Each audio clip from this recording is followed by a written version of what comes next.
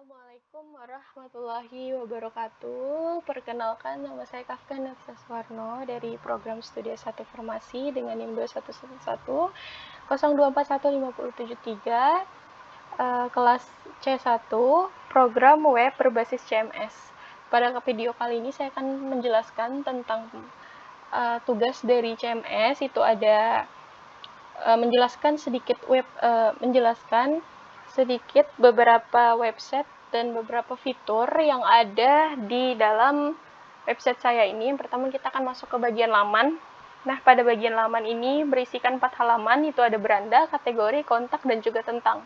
Setelah itu kita bisa masuk langsung ke post.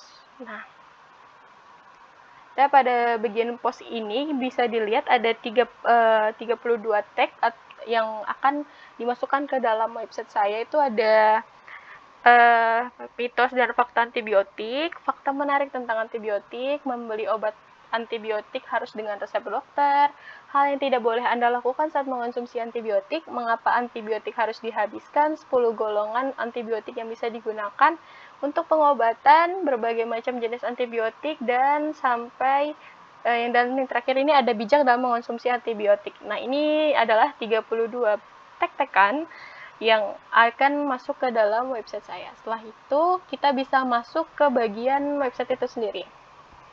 Nah, pada website pertama ini itu kita masuk ke bagian beranda.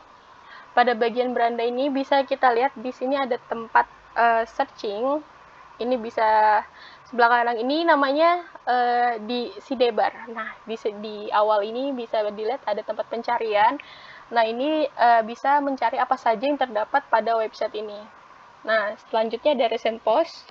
Nah, ini adalah daftar 5 postingan terbaru dari website saya. Itu ada mitos dan fakta antibiotik, fakta menarik tentang antibiotik, membeli antibiotik harus dengan resep dokter, hal yang tidak boleh Anda lakukan saat mengonsumsi antibiotik, dan mengapa antibiotik harus dihabiskan. Nah, ini adalah 5 postingan terbaru dari website ini. Jika kita ingin masuk ke dalam website ini, kita tinggal klik bagian yang ingin kita mau. Itu ada mitos dan fakta antibiotik. Nah, di sini kita langsung masuk ke bagian fakta atau mitos ya dari antibiotik. Di sini bisa baca tentang website tersebut.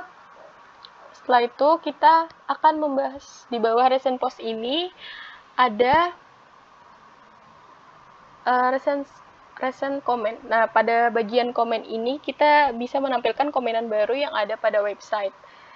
Nah, setelah ini ada kategori. Nah, kategori yang ada di dalam website saya itu ada berita, edukasi, dan informasi menarik. Ini juga sama, jika ingin masuk ke lamannya, tinggal diklik. Misalnya dari informasi menarik, ini kita bisa masuk ke bagian dari informasi menarik, dari kategori informasi menarik. Nah, langsung saja ini pada bagian bawah ini ada namanya widget calendar. Setelah itu, kita akan masuk ke bagian kategori yang dibawakan. Tinggal klik pada laman kategori. Di sini ada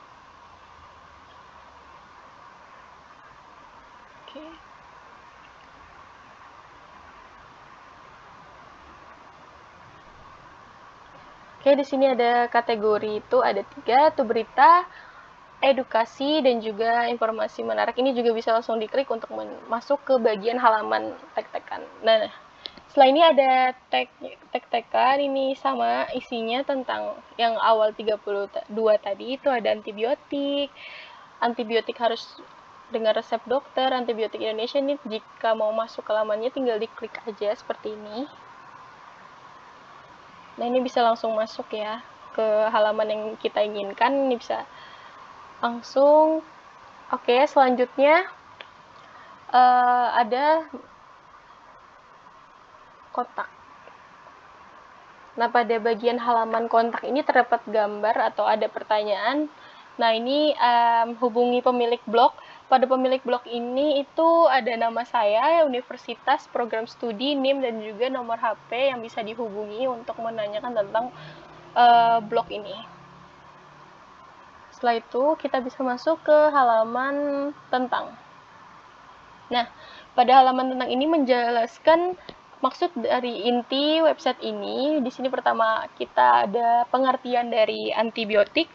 Nah, di antibiotik ini tuh ada antibiotik digunakan untuk mengobati infeksi bakteri. Obat ini idealnya hanya boleh digunakan sesuai resep dan petunjuk dokter.